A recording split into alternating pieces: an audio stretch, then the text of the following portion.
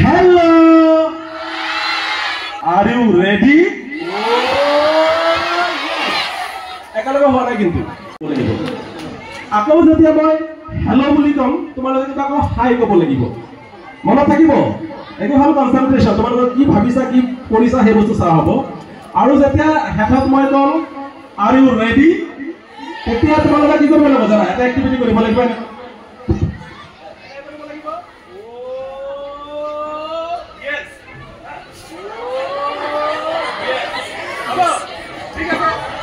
আৰম্ভ কৰিছো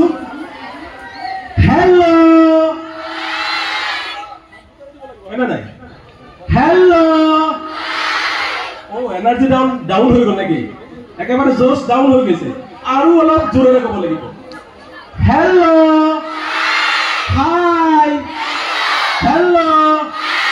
হাই R U ready একেলগে হোৱা নাই কিন্তু Are you ready?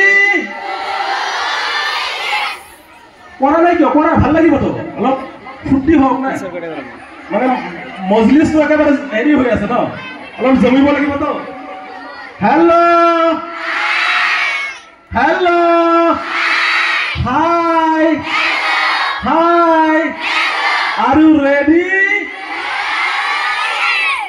good sit down অলপ শুনিবা দেই শুনিলে ভাল লাগিব মানে কি তোমালোকে যদি অলপ মনোযোগ দিয়া তেতিয়াহ'লে এইফালৰ বক্তাসকলে ক'বলৈ ভাল পায় আৰু যদি মনোযোগ নিদিয়া তেতিয়াহ'লে ভাৱ হয় যে তোমালোকে বৰিং হৈ আছা ভাল লগা নাই এই কোনে কি বকি আছে গ'লেই হ'ল এনেকৈ ভাৱ হয় আমাৰ হা যোনে যোনে কয় তো মই আজিৰ এই পবিত্ৰ ফলত আৰু পবিত্ৰ দিনত যাৰ কাৰণে তোমালোকে বহুতে কষ্ট কৰিছ বিশেষকৈ ক্লাছ 10ৰ ল'ৰা ছোৱালীবিলাক শুনিছোঁ মই যে তেওঁলোকে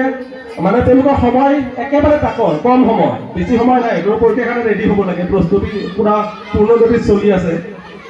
তাৰ মাজতো নিস্বাৰ্থভাৱে আচলতে কোনো স্বাৰ্থকে নহয়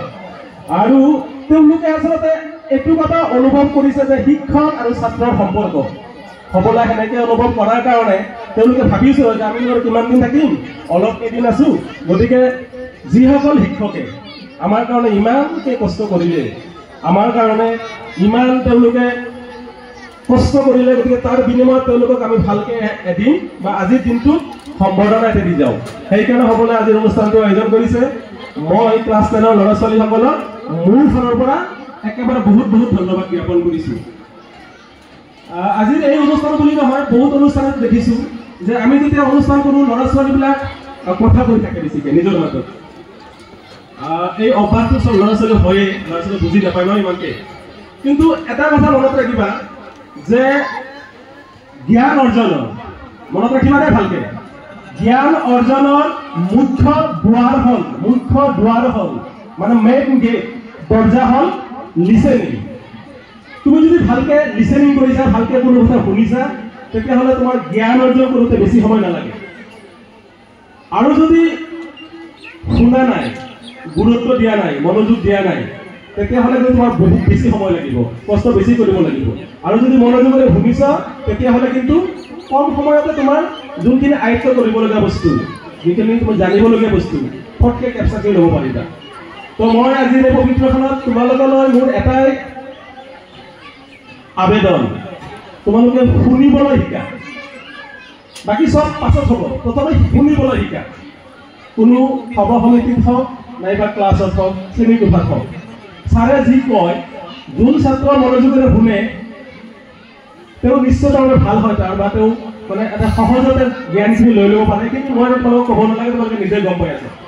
যদি মনোযোগেৰে শুনিছ তেতিয়াহ'লে দুবাৰকৈ আৰু সুধিব নালাগে ছাৰক যে ছাৰ কি কৈছিলে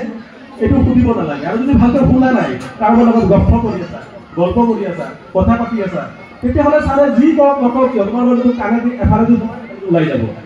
আৰু সেইটো যদি হয় তেতিয়াহ'লে তোমালোকে জীৱনত তোমাৰ যিটো লক্ষ্য সেই লক্ষ্য পাওঁতে কিন্তু বহুত কষ্ট হ'ব তোমালোকৰ পৃথিৱীত চবতকৈ ভাল পোৱা দুগৰাকী ব্যক্তি তাৰ প্ৰথমটো হ'ল নিজৰ মা দেউতা তোমালোকক নিস্বাৰ্থভাৱে ভাল পায় আৰু যাৰ কাৰণে নিজে ইমান কষ্ট কৰি এবাৰ ভাবাচোন তোমালোকৰ যাৰ কাৰ দেউতাই কি কাম কৰে কাৰ মায়ে কি কাম কৰে ইমান কষ্ট কৰি হ'লেও তোমালোকৰ ভৱিষ্যত উজ্জ্বলৰ কাৰণে তোমালোকৰ ভাল হোৱাৰ ছাত্ৰ, তোমালোকে মানে কি স্বাৱলম্বী হোৱা, কাৰো অধীনত থাকিব নালাগে, কাৰো কথা যাতে শুনিব নালাগে, তাৰ কাৰণে নিজৰ কষ্ট উপাৰ্জিত ধন খৰচ কৰি তোমালোকক কিন্তু এইখন জাতীয় বিদ্যালয়ত পঢ়াই আছে। পাৰিলে তেওঁলোকে কিন্তু কোনো চৰকাৰী স্কুলত দিব পাৰিলে হয়, চৰকাৰী স্কুলৰ বদনাম নাগাওঁ, কাৰণ চৰকাৰী দৰমহা খাই আছে, এতিয়া আমি চৰকাৰী স্কুল নকওঁ, কিন্তু মোৰ ফালৰ পৰা মই শিক্ষক ছাৰে কৈছোঁ মিটিঙত, যাৰে পাখি উইৰা যা খাইলি বুকের কলিজা, বোকা পাখি আপন চিনলি না, না রে বোকা পাখি আপন চিনলি না। ঘুরিবা নাকি একেলগে? হব, রেডি? যারে পাখি উইরা যা খাইলি বুকের কলিজা, বোকা পাখি আপন চিনলি না, না রে বোকা পাখি আপন চিনলি না। সিলি বুকের ভিতরে রেখেছিলাম যতনে,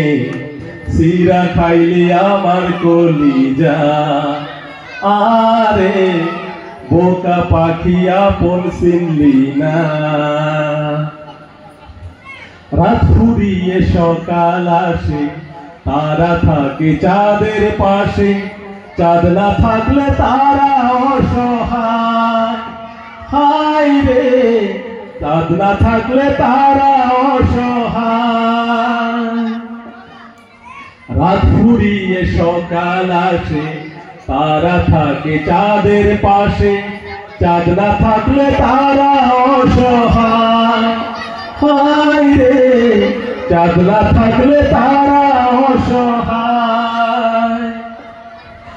আমারই সাথী রে তুই এখন তুইয়া হারাইলি কই, তুরে সারাই আমি অসহায়, হায় রে বোকা পাখি আপন চিনলি না।